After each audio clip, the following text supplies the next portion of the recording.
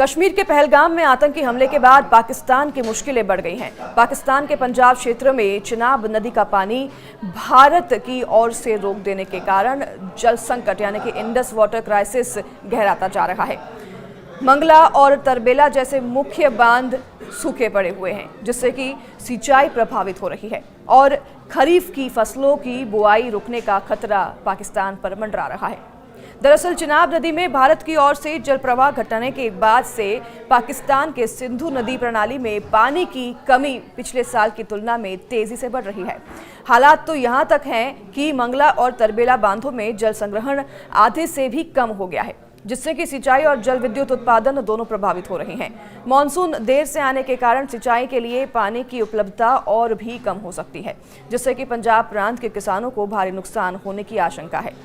ध्यान रहे कि भारत ने हाल ही में 1960 की सिंधु जल संधि निलंबित की है और पाकिस्तान को जल स्तर के आंकड़े देना भी बंद कर दिया है, जिससे कि पाकिस्तान को मानसून के दौरान पहले की तरह पूर्व चेतावनी देने में दिक्कत हो रही है। इस कदम से पाकिस्तानी किसानों के लिए खासकर खरीफ की बुआई के मौसम में जल संकट और भी गहरा गया है। पाकिस्तान में इस गर्मी में भीषण तापमान के बीच मानसून देर से पहुंचने की वजह से सिंचाई की समस्या और भी बढ़ गई है। जून के अंत तक मानसून के पहुंचने की संभावना कम है, जिससे कि किसानों को सिंचाई के लिए पानी की भारी किल्लत का सामना करना पड़ रहा है। पाकिस्तान के सिंधु नदी प्रणाली प्राधिकरण ने बताया कि 2 जून 2025 को पंजाब प्रांत में पानी की उपलब्धता पिछले साल की तुलना में 10.3% तक कम हो गई है। तो वहीं कुल पानी की मात्रा 1,28,800 क्यूसेक रह गई है, जो कि सिंचाई के लिए पर्याप्त नहीं है। पाकिस्तान के प्रमुख 2 बांध मंगला और तरबेला, जो कि सिंधु और झेलम नदियों पर बने हुए हैं, आधी क्षमता से भी कम पानी स्टोर कर पा रहे हैं। यह स्थिति जल विद्युत उत्पादन और सिंचाई दोनों को प्रभावित कर रही है, जिससे कि पंजाब और सिंध प्रांतों में खेती संकट में है। भारत की ओर से 1960 की सिंधु जल संधि निलंबित करने के बाद से पाकिस्तान को सिंधु नदी प्रणाली के जल प्रवाह में भारी कमी का सामना करना पड़ रहा है और इस निर्णय के बाद भारत ने पाकिस्तान के साथ नदियों के जल स्तर का डेटा साझा करना भी बंद कर दिया है, जिससे कि मानसून के दौरान पूर्व चेतावनी और आपदा प्रबंधन में भी पाकिस्तान को कई बाधा आई है। पाकिस्तान सरकार ने स्थिति को देश के लिए एक गंभीर जल संकट बता दिया है और भारत के सिंधु जल संधि निलंबन के फैसले की कड़ी निंदा की है। तो वहीं प्रधानमंत्री शहबाज शरीफ ने इस मुद्दे को अंतर्राष्ट्रीय मोर्चों पर उठाते हुए जल संकट की आतंकवाद के साथ जोड़कर भारत की नीतियों की आलोचना की है।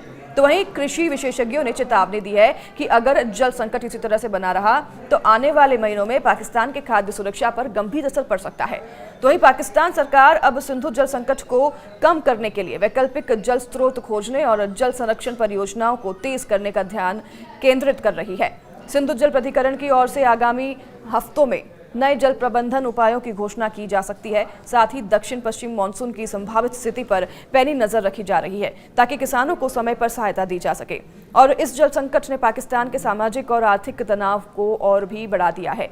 सिंधु की कमी के कारण किसानों की आर्थिक स्थिति पर भी काफ़ी जोर पड़ा है और उनकी स्थिति भी खराब हो रही है, जिससे कि ग्रामीण इलाकों में रोजगार संकट और पलायन बढ़ सकता है। इसके अलावा भारत पाकिस्तान के बीच जल स्रोतों को लेकर राजनीतिक तनाव बढ़ने की संभावना भी जताई जा रही है, जो कि क्षेत्रीय स्थिरता को प्रभावित कर सकता है।